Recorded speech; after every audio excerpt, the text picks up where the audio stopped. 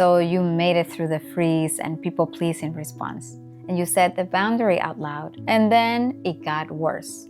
Dramatically worse. They escalated, or even worse, they turned sweeter than they have been in months. And nobody warned you about this part. And if you do not know what's actually happening, it can trick you into believing that your boundary failed. Now, this is the final video in the series on how to stop manipulation and set boundaries. In the next few minutes, I will show you the 2 predictable ways that they will test a new boundary, what it's actually doing to your nervous system in real time, and the 3 things that will help you hold the line without gaslighting yourself out of your own progress. Hi, I'm Karina Aybar, psychotherapist and coach, and I make videos about setting boundaries without feeling guilty, emotional regulation, and trauma recovery, so that you can understand why you feel the way you do and how to change it with compassion and practical tools. Now, a boundary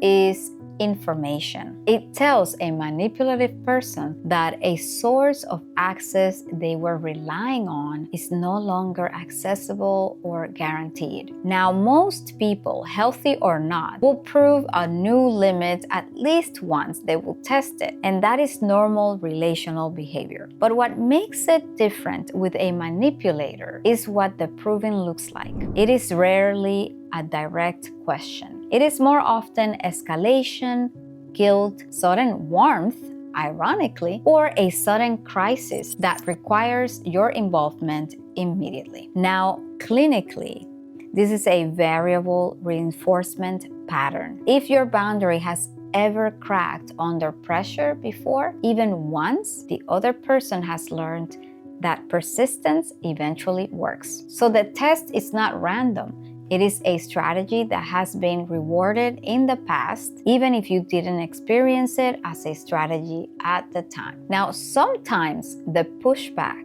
is not aggression. It is the opposite. Suddenly they are attentive, complimentary, remorseful, and the version of them that you have been hoping for and asked them to be. This is often called hovering, and it is one of the hardest patterns to hold a boundary against, because it doesn't feel like an attack. It feels like relief. Here is the clinical distinction worth naming. Genuine repair usually includes specific acknowledgement of what happened and a change in behavior over time, not just in a single conversation. Hovering usually restores the emotional temperature without addressing the actual violation. If the warmth arrives suspiciously close to your boundary and then evaporates once you soften, that timing is data that is very important for you to keep track of. This is where it gets important, because most people think that the hard part is saying the boundary, but the harder part, physiologically, is what happens in your body during the fallout, when they escalate or when they suddenly turn warm. Your nervous system reads both as urgent. Your body doesn't distinguish neatly between this is dangerous and this requires an emotional response right now. Both can trigger the same activation that you learned to soothe by complying. You see, if you grew up managing someone else's emotional state, this moment, watching someone else's distress in real time while trying to hold your own ground, is exactly the moment your training kicks harder. This isn't a sign that you are doing it wrong, but these are the exact conditions that you were trained for. Now, I want to share with you 3 things that actually help here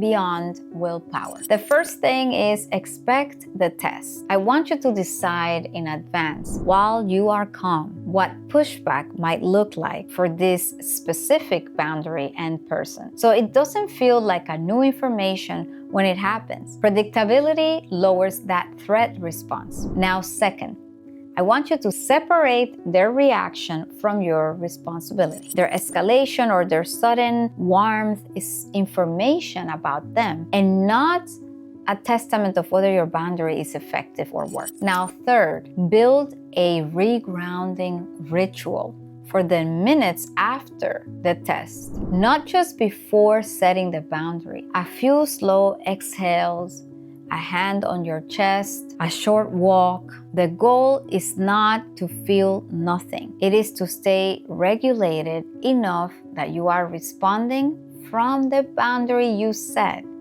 and not from the fawn, the people pleasing that you are trying to undo. You see, manipulative people often rely on your dysregulation to exercise power and control. That is why it's so important that you use your emotional regulation as a superpower. A practice that I often encourage my clients and members to do is to hum. When we are very stressed out, when we are tense, humming can serve as an internal massage. It activates your parasympathetic nervous system. And I'll give you an example.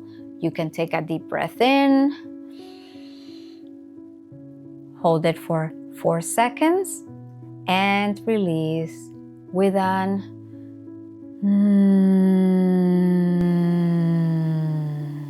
Let me know in the comments if you were able to do it with me. Again, in through your nose, expanding your belly. Hold it and release with an or a hum. Hum to your favorite song. If you notice, it's like an internal massage, and I want to hear the bass in that humming and that Trust me, I know it may sound or look weird, I know. However, it is very helpful in moments where you feel dysregulated and out of control. You can release the tension by humming, by going for a walk, by writing down how you feel, or simply say it to your phone's notes section, just dictate it. But make sure that you release the frustration first and remember what you want to stand for. Remember why you are holding the boundary in the first place, because they are not used to this, and the manipulator will absolutely test it time and time and again until they get the memo that you mean business and you are no longer bending your boundaries. Now, the test isn't the sign that your boundary was wrong. It is often the sign that it mattered.